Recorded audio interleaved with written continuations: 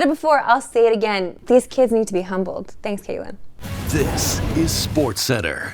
Hey, I'm Marissa Roberto, and it's been quite the journey for the Panthers to get here, both figuratively and literally, as the team battled both flooding and thunderstorms on their way into Edmonton. The Panthers arrived safely, though, and now look to build on their commanding 2-0 series lead. Historically speaking, a 2-0 lead in the Stanley Cup playoffs is one of the best positions to be in, as teams that lead 2-0 in a best-of-7 win 86% of the time, and they fare even better in the Cup Finals, winning over 90% of the time. Which brings us to the question that we've already asked a couple times these playoffs. Is tonight the biggest game of Connor McDavid's career? One thing is clear for Edmonton, both he and Draisaitl are really going to have to get things going if they want to have a chance. Through 2 games, McDavid has just 1 assist, while Draisaitl is pointless, which is surprising for me to just say out loud. These boys should have far more than that. Maybe they'll turn it up when they go home. Now, heading into tonight, there was a lot of talk about the status of Oilers defenseman Darnell Nurse. And when head coach Chris Knobloch was asked about his status for Game 3, he said you're going to have to wait to find out.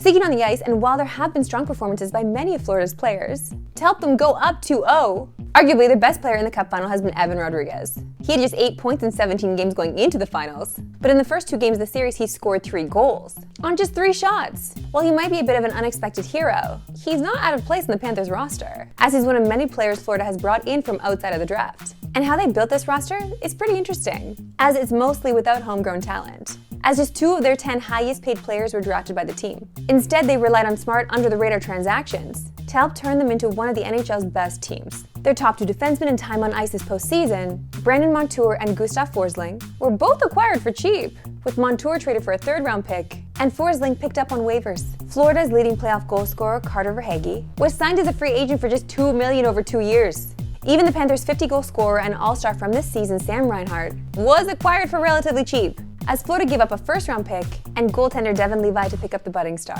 While Florida's former draft picks, like Alexander Barkov and Aaron Ekblad, have obviously played huge roles. It's hard to imagine the Panthers up 2-0 in a Stanley Cup Final without all of those great trades. Florida's success so far shows that there is not just one way to build a Stanley Cup team in the modern NHL. I mean, I don't want to say go Florida, because I feel like Florida has a lot of... You know what? Florida's had enough great stuff, but cue the Taylor Swift song. I don't know what to say. To the association, and it looks like this NBA Finals is close to being over. I'm sure you've all heard the stat. Teams going down 0-3 in the NBA playoffs are 0-156 lifetime. That's an outrageous number. How is it even possible? But arguably the biggest story coming out of last night was Brian Windhorst going hard at Luka Doncic after the game on the Scott Van Pelt show. I thought it was perfect that Luka fell onto the ground there in an unacceptable position to put himself in with 4 minutes left with 5 fouls, and then immediately looks at the bench and says, "You better bleeping challenge it," as if it's the bench's fault that he just made a terrible play. I'm standing here in the Mavericks tunnel. Over there is the Celtics tunnel. That's where the winners are. If Luka's ever going to be a winner coming out of this tunnel here, he is going to have to use what's happened in this finals as a learning experience. His defensive performance is unacceptable. He is a hole on the court. The Celtics are attacking him. They are ahead in this series because they have attacked him defensively. Tell us how you really feel. Holy smokes. And as expected, the internet went wild with this Windy take. Because it's rare that we hear someone be so honest about a superstar like that, especially when they interact with them for their job. But looking at these numbers about Luka's defense, Windy kind of nailed the take, as these are atrocious and definitely playing a big part as to why Boston is up 3-0. Now, the only question that remains for this series is who's going to win Finals MVP. And the odds definitely switched over the course of the game last night. And now Jaylen Brown is the overwhelming favorite on FanDuel to be Finals MVP. We always love a good first pitch. Time now for my favorite segment and yours, that we love sports today. Why we love sports today. And we especially love it when it's Grimace.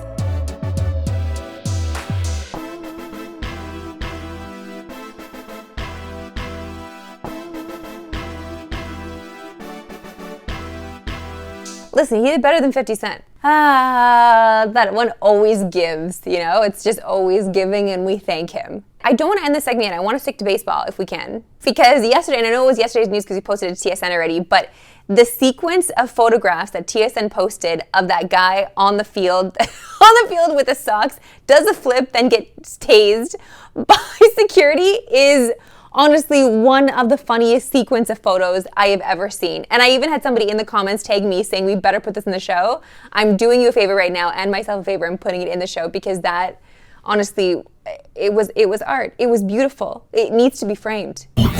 This is an exciting weekend we are about to embark on, as two things we've been waiting for that seems like forever are finally here. And that's the start of the Euros tomorrow, as Germany opens the tournament at home against Scotland, and then Sunday another highly anticipated debut, as Season 2 of House of the Dragon starts on Crave. So let's find the common ground between both, and do some player character comps. Now, our favorite character in House of the Dragon is definitely Matt Smith's portrayal of Daemon Targaryen, and the only comp for him is Cristiano Ronaldo, as there's no questions about their talent, but they're both aging and quite polarizing. Like, me just saying that right now that Cristiano Ronaldo is aging is gonna get all my Portuguese friends after me. Like, it's just facts.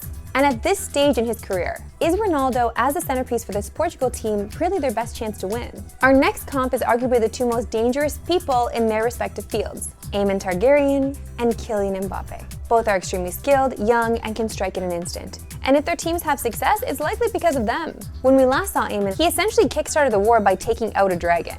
And when we last saw Mbappe for France at a major tournament, he lit up the 2022 World Cup, scoring 8 goals and winning the Golden Boot, which tied him for the 6th most goals ever in a single World Cup. I do like this comp for those reasons, but I also am anti-Aemon and I'm pro-Mbappe, so it's a tough comp. And our biggest comp is two of the craftiest people in these worlds. Otto Hightower, the brains behind the Greens, and Thomas Müller, the elder statesman on the German national team. While Müller likely doesn't start for Germany at these Euros, when he's used as a substitute, he'll use his craftiness and intelligence to find space, because there's really not that much athleticism left. And there really wasn't that much in the beginning, to be honest. And Otto Hightower is the same. I'm very hashtag Team Black for this whole House of Dragon scenario that we're about to embark on. So the comps when we're featuring Team Green is tough for me because I still love everybody that we're comparing them to. So, you know, there's a good side and an evil side to me in this battle. And I just want to make it known for the record that I have been and will always be Team Black.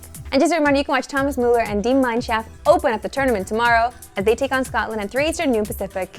And then House of the Dragon Sunday night on Crave. I cannot wait. Actually, I'm not gonna lie to you guys. I am gonna go see the premiere on Friday. So I'm gonna see it a little earlier, but I will watch it again Sunday. That's it for me today. We'll see you back here tomorrow at a new time for the Euros, 5 Eastern, 2 Pacific.